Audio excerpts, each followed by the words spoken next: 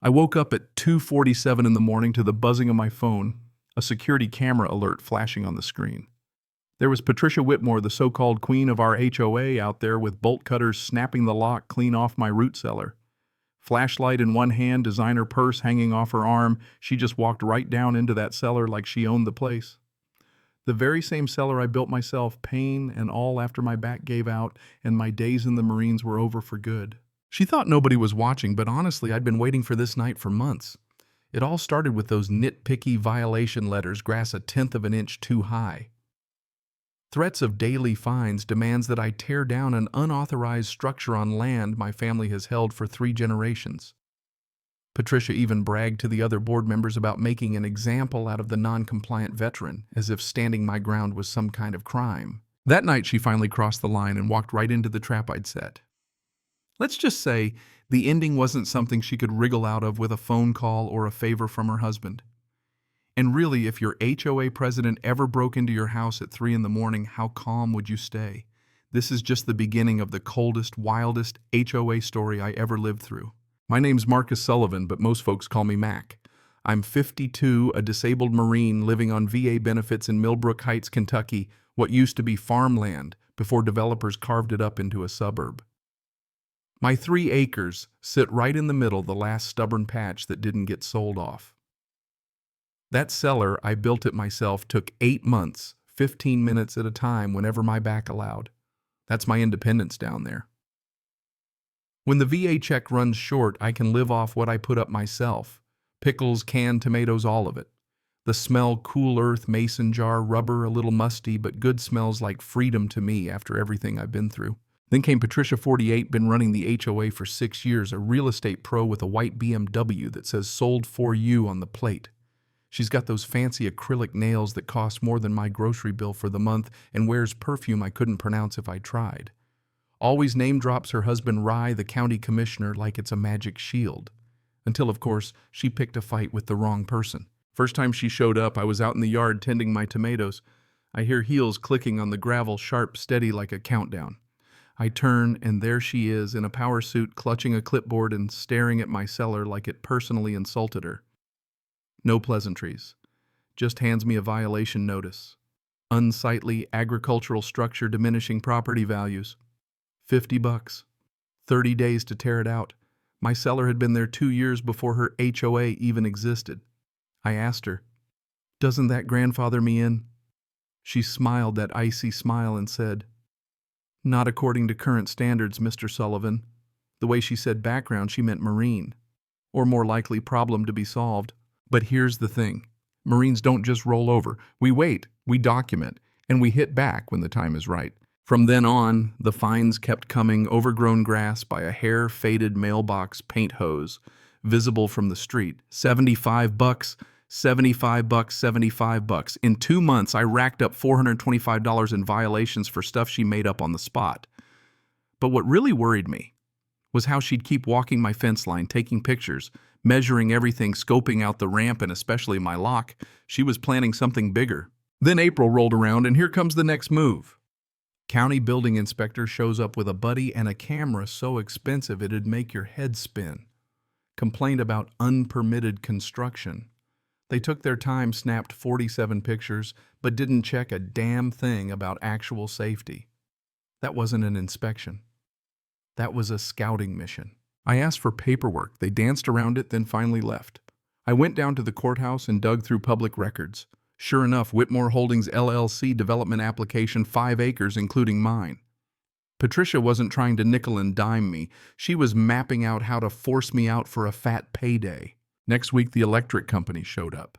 Safety complaint about wiring. The poor kid looked embarrassed reading off his tablet. I handed him a folder thick with old permits from '98. He nodded, apologized, and left. Patricia again. Looking over my security footage, I noticed her BMW made the same passes at the same time every week. Sometimes she'd get out, test the lock with those manicured fingers. I called my neighbor Diesel, former Marine.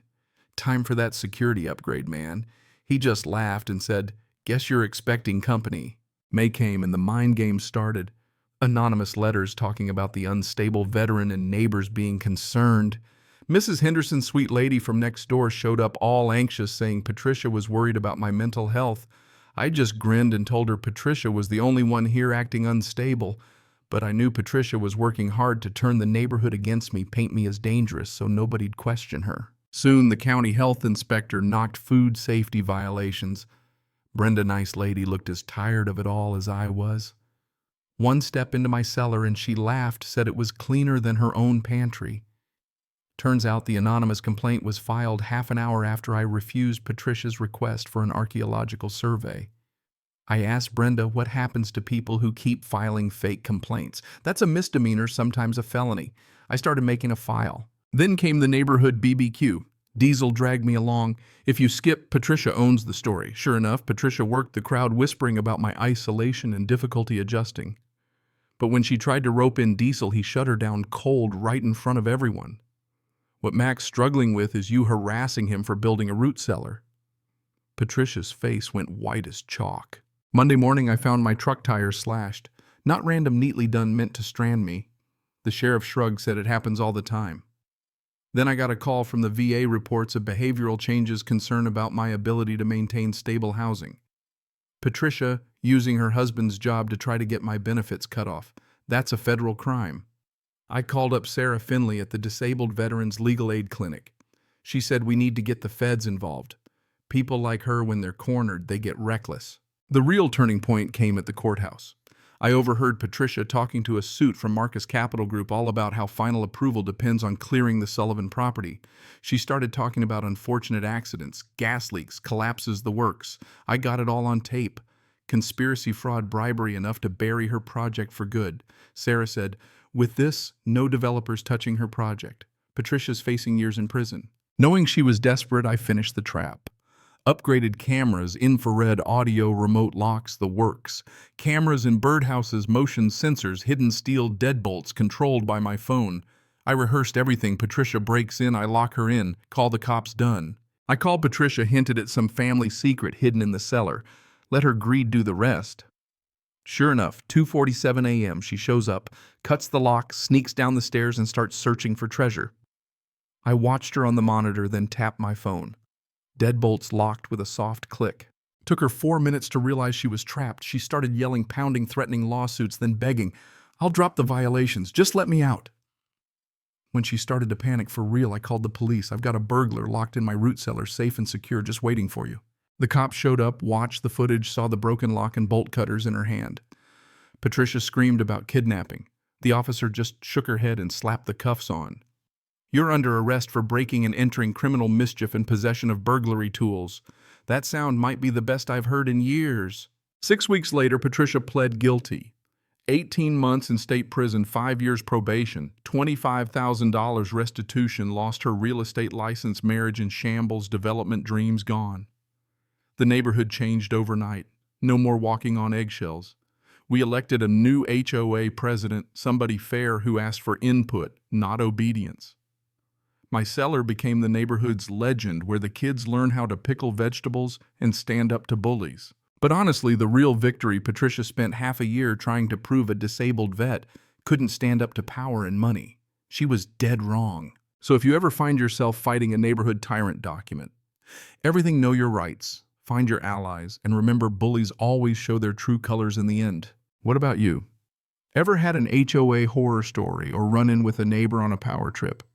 Where do you think the line is between keeping order and straight-up tyranny?